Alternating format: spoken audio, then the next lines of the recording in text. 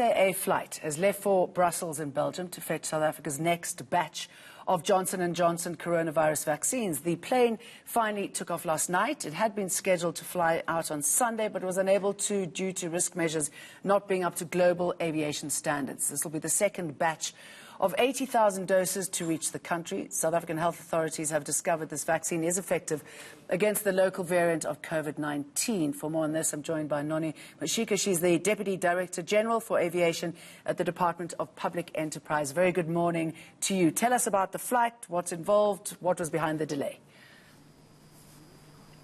Yeah, good morning to you and to the viewers.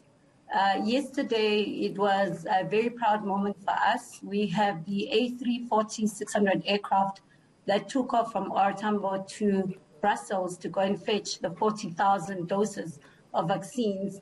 And this was a critical moment, especially noting that we're looking at the relaunch of South African Airways into the global market. Therefore, yesterday was quite an auspicious occasion in the sense that we're looking at how we can relaunch the services of SAA, especially during a pandemic, to go in and fetch the vaccines on behalf of the country. And is it worth the cost? I mean, I'm hearing estimations of something like 5 million rand to fly an empty plane all the way there. Why couldn't we have used a plane with passengers, put it into the belly of the aircraft and bought the vaccine out at a much lower cost? Yeah, what was quite key as we were looking at the commercial operation was to make sure that this operation is viable, especially from a cost perspective and looking at the commercial elements.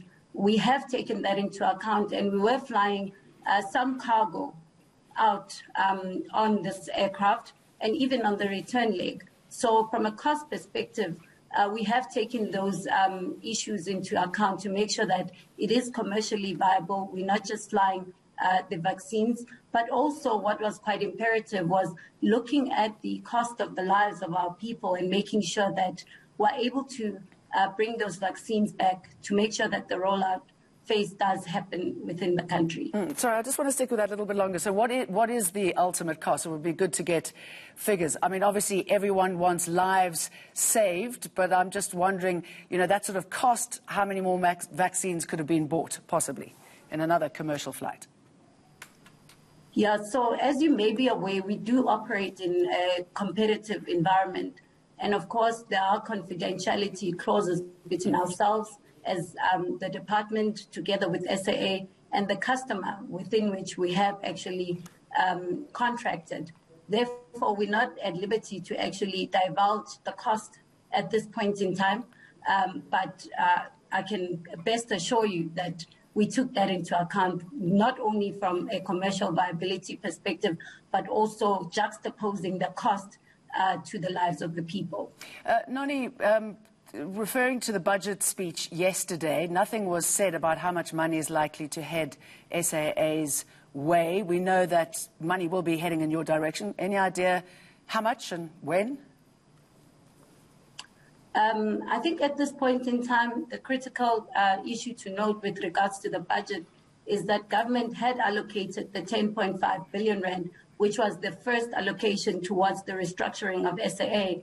And we are looking at other alternatives in terms of how we can raise some capital for the new airline through strategic equity partnerships.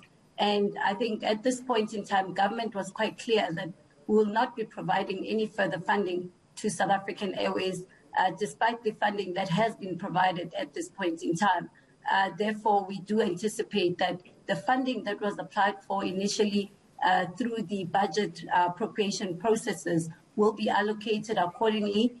And at this point in time, no further funding will be allocated on the basis that we are looking at alternative sources of funding to make sure that the operation is sustainable going forward. Noni, sorry, I want to go back to the flight today, get a bit more of the nitty-gritty. I mean, how is it equipped to carry the vaccine? How is it equipped to keep it at the right temperature? If you can give us more details about the operations there. Yeah, I think the good thing about having worked in partnership with the Department of Health and the other various stakeholders, we took into consideration the different dimensions in terms of what kind of packaging would be required to carry the vaccines, and took into account what further measures would be required to make sure the safe transportation of the vaccines. And those were considered and made sure that they fall in line with the International Civil Aviation Organization's requirements, to make sure that from a regulatory perspective, they meet the requirements at an international level, from a standards perspective, and from an airworthiness perspective, to make sure that they meet the right requirements in this regard. Okay, well, good luck on the flight. Noni Mashika, good to talk to you. Thank you.